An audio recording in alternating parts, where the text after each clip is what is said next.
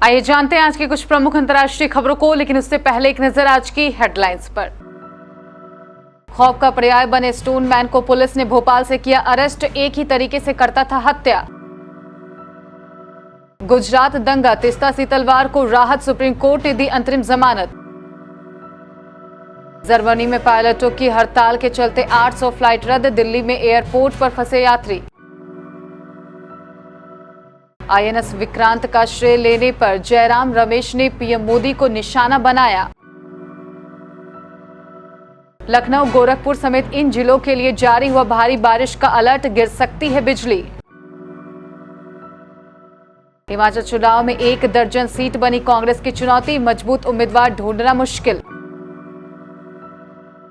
मुस्लिम देश में बने पहले हिंदू मंदिर को देखने पहुंचे विदेश मंत्री एस जयशंकर, हुए मुरीद, शेयर की फोटोज। अफगानिस्तान में जुमे की नमाज के दौरान मस्जिद में ब्लास्ट, मौलवी समेत 20 लोगों की मौत, 200 घायल। अंबानी परिवार ने किया गणपति विसर्जन, नाचते दिखे दीपिका रणवीर। और रविंद्र जडेजा एशिया कप से बाहर, अक्षर पटेल की हुई टीम में एंट्री। मध्य प्रदेश में लोगों के बीच दहशत का पर्याय बने सीरियल किलर का आतंक आखिरकार समाप्त हो गया। सागर का serial killer stone man Bhopal से गिरफ्तार किया गया है। उसने खास अंदाज से 4 मामलों में सुरक्षा गार्ड्स को निशाना बनाया था। स्टोन मैन पर 2 दिन में 3 हत्याएं करने का आरोप है। हत्या का उसका अंदाज एक ही तरह का था। तीनों कत्ल में उसने शिकार के सिर पर हथौड़े, पत्थर या मोटे डंडे से वार किया था। वह रात में सोते वक्त लोगों को निशाना बनाता था। गुजरात दंगा मामले में गिरफ्तार की गई तीस्ता सीतलवार को सुप्रीम कोर्ट ने अंतरिम जमानत दे दी है। कोर्ट ने कहा कि उनकी रेगुलर बेल पर हाई कोर्ट फैसला सुना सकता है। अभी के लिए उन्हें अंतरिम जमानत दे दी गई है। आदेश में कोर्ट ने यह भी साफ कर दिया है कि तीस्ता को अपना पासपोर्ट सरेंडर करना पड़ेगा। जब तक हाई कोर्ट से उन्हें रेगुलर बेल नहीं मिल जाती, वे देश के बाहर नहीं जा सकती। वहीं तीस्ता के इस मामले में जांच एजेंसियों को लगातार अपना सहयोग देना होगा। कोर्ट का कहना है कि वे तीस्ता को बेल पर नहीं छोड़ रहे हैं, सिर्फ जब तक हाई कोर्ट द्वारा रेगुलर बेल पर कोई फैसला नहीं आ जाता, कोर्ट द्वारा उन्हें अंतरिम जमानत दी जा रही है। जर्मनी में पायलटों की हड़ताल का असर भारत में भी देखने को मिल रहा है। यहां दिल्ली के इंदिरा गांधी एयरपोर्ट पर यात्रियों को वैकल्पिक फ्लाइट के लिए घंटों इंतजार करना पड़ रहा है। दरअसल जनवरी में लुफ्थांसा एयरलाइंस के पायलटों की हड़ताल के चलते 800 फ्लाइट रद्द कर दी गई है। एयरपोर्ट की डीसीपी तनु शर्मा ने बताया कि रात में डिपार्चर गेट नंबर 1 के सामने भीड़ जमा हो गई थी। इसकी सूचना देर रात 12 बजे के बाद मिली थी, जिसमें बताया गया था कि डिपार्चर गेट के सामने मेन रोड पर भीड़ जमा हो गई है। मौके पर पहुंचने पर पता चला कि वहां करीब 150 लोग थे और इसी वजह से ट्रैफिक की रफ्तार स्लो हो गई थी।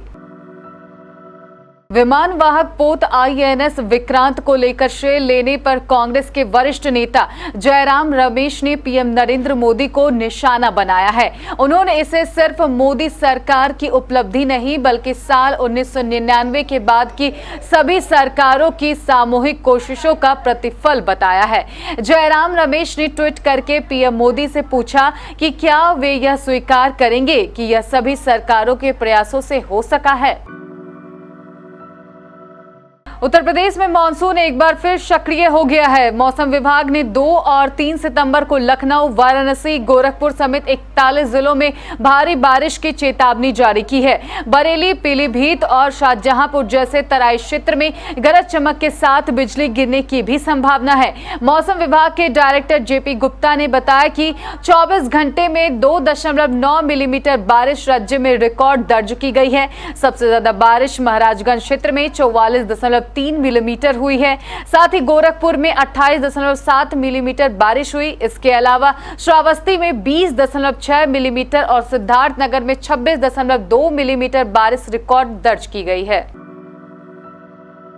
हिमाचल प्रदेश की सियासत में 3 दशक से हर बार सत्ता परिवर्तन होता रहा है, लेकिन बीजेपी ने इस रवायत को तोड़ने के लिए पूरी तरह कमर कस ली है।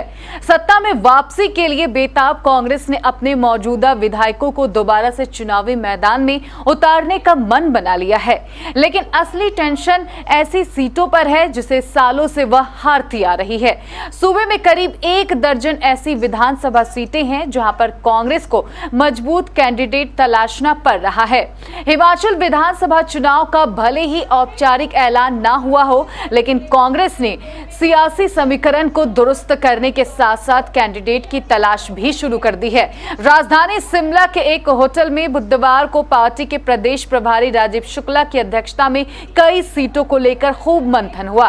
इस बैठक में प्रदेश अध्यक्ष प्रतिभा सिंह, चुनाव प्रचार कमेटी के अध्यक्ष सुखविंदर सिंह सुक्खू, नेता विपक्ष मुकेश अग्निहोत्री, पंजाब के विपक्ष के नेता प्रताप सिंह बजवा और सह प्रभारी तजेंद्र सिंह बिट्टू भी मौजूद थे। यूएई के 3 दिनों के दौरे पर भारत के विदेश मंत्री एस जयशंकर बुधवार को अबू धाबी में बन रहे पहले हिंदू मंदिर को देखने पहुंचे। एस जयशंकर ने मंदिर को शांति, सहिष्णुता और सद्भाव का प्रतीक बताया। साथ ही विदेश मंत्री ने मंदिर बनने के प्रयासों को लेकर वहां रहने वाले भारतीयों की सराहना भी की। मंदिर देखने के बाद विदेश मंत्री एस जयशंकर ने ट्वीट करते हुए लिखा कि गणेश चतुर्थी के मौके पर निर्माणाधीन अबू धाबी के पहले हिंदू मंदिर जाने का सौभाग्य प्राप्त हुआ। मंदिर के तेज काम को देखकर काफी खुशी हुई। विदेश मंत्री एस जयशंकर ने आगे कहा कि मंदिर के कंस्ट्रक्शन साइट पर BAPS संस्था की टीम श्रद्धालुओं और वहां पर काम कर रहे वर्करों से मुलाकात भी हुई। पश्चिमी अफगानिस्तान के हेरात प्रांत की एक भीड़भाड़ वाली मस्जिद में शुक्रवार को हुए विस्फोट में 20 लोगों की मौत हो गई। मृतकों में मस्जिद के मौलवी मौलाना मुजीबुर रहमान अंसारी भी शामिल है। इस मामले में 200 लोगों के घायल होने की खबर है। यह हमला गुजरगाह मस्जिद में जुमे की नमाज के बाद मस्जिद के भीतर ही हुआ। हेरात के गवर्नर के प्रवक्ता का कहना है कि यह दरअसल आत्मघाती हमला था। यह हमला ऐसे समय में हुआ जब तालिबान के उप प्रधानमंत्री मुल्ला अब्दुल गनी बरादर हेरात प्रांत में ही थे।